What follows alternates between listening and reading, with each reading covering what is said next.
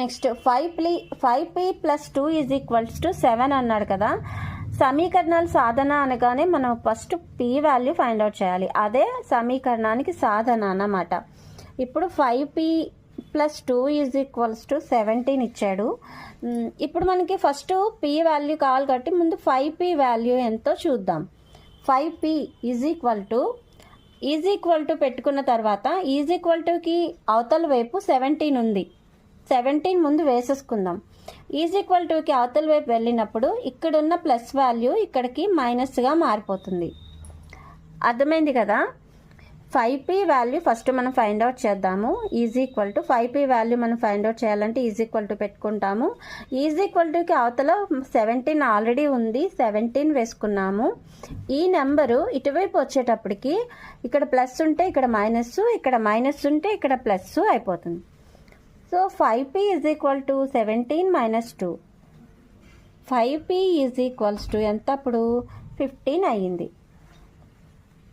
ఇంక ఇప్పుడు p value వచ్చేస్తుంది కదా 15/5. 5 3s are 15. p = 3 వచ్చింది.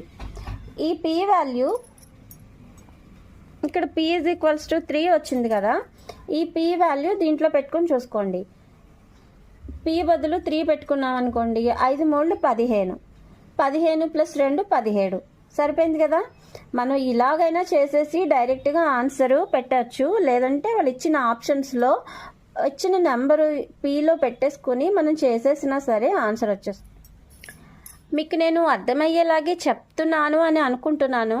ఒకవేళ మీకు ఏమైనా అర్థం కాకపోయినా ఏదైనా కామెంట్లో నాకు చెప్తే నేను ఏదైనా మార్చడమో లేదా ఇంకా ఈజీగా ఎలాగైనా చెప్పడమో నేను చేస్తాను. మీరు మన ఛానల్ని తప్పకుండా సబ్స్క్రైబ్ చేసుకోండి. మీకు మరిన్ని videos each and every point, every problem, ఎగ్జాంపుల్స్తో సహా అన్నీ డీటెయిల్డ్గా నేను ఎక్స్ప్లెయిన్ చేస్తాను. ఇంకొంచెం ఫాస్ట్గా చెప్పాలన్నా సరే నాకు సజెషన్ ఇస్తే నేను చెప్పేస్తాను. సో మీరు అందరూ మన ఛానల్ని తప్పకుండా సబ్స్క్రైబ్ చేసుకోండి. అలాగే నాకు మోటివేషన్ ఇవ్వండి.